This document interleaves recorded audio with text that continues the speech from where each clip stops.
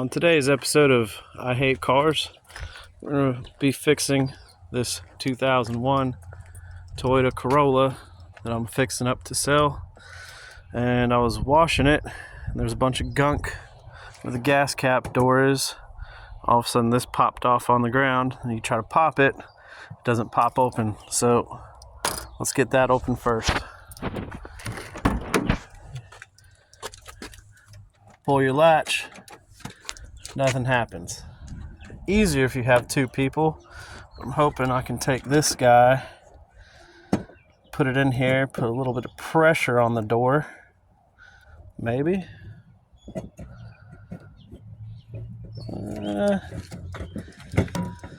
Oh God, I hate cars. There we go.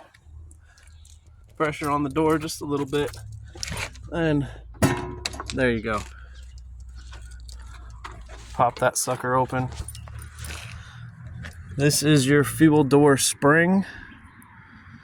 Let's see, it should pop in right here onto there, and then snap into place into here.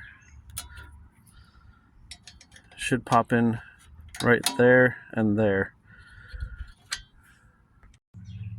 Alright, right there, just snaps on to the little bar, pops into place there.